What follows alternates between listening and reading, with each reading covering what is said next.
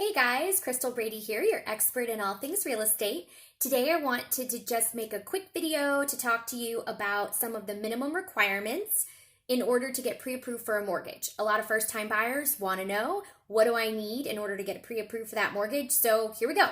The first thing you need is decent credit, I would say. You're going to need about a 620 credit score or higher in order to qualify for most loan programs. Now, keep in mind, this is what we call a middle score, which means that the lender is going to pull all three bureaus and then take the middle number, and that's how they're going to determine your score. So if you have been using Credit Karma or looking at your credit card statement, you're probably only seeing one bureau, which means that your actual score for the purposes of a pre-approval may end up being lower than what you think it is. A lot of times that happens where my buyer's scores come in sometimes 20 to 40 points lower than what they were expecting. So if you're right on the cusp, we really need to check your credit closely and then see if there's anything that the lender can do to counsel you to help you improve your score so that you can get approved for that home loan.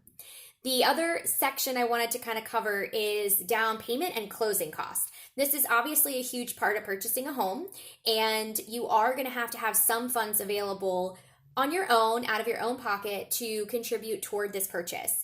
Some mortgages do offer programs that are zero money down, and if you qualify for one of those, that's great. If not, there are some lower down options as well.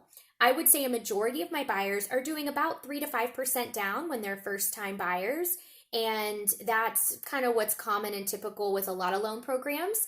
So when I say percentage down, I do mean percentage of the purchase price. So if you do a 3% down, that's 3% of whatever the price is of the home you're purchasing. That would be an example of a minimum down payment if you don't qualify for zero down. It's also going to depend on your credit score and some other factors as well. But like I said, on average, a lot of people can do 3 to 5% in that range on their first home. Now, closing cost is the next piece. Closing costs are on average about 3 to 4% of the purchase price. So that's also money you're going to need saved unless you can get a gift from a family member or maybe borrow from a 401k. But just keep in mind, with your minimum down payment and your closing cost, you're probably going to be around 6 to 7% out of pocket total if you do a 3% down loan as an example. 3% down for the down payment portion and another 3 to 4% for the closing cost. So that is, let's just say, maybe like a minimum down you might need. Unless you qualify for a zero down program, then maybe 3 or 4% of the purchase price to cover your closing cost.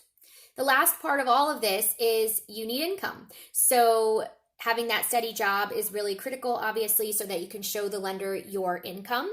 And then they're going to check your debt as well and calculate what we call your debt to income ratio. And that's how they determine what price of a home you can be qualified to purchase. So if you have a job, you have credit of 620 or higher, and some money saved for down payment and closing costs, you should be in a good position to get pre-approved for a mortgage. If you have any questions or you want to get a pre-approval, please reach out to me. Thanks.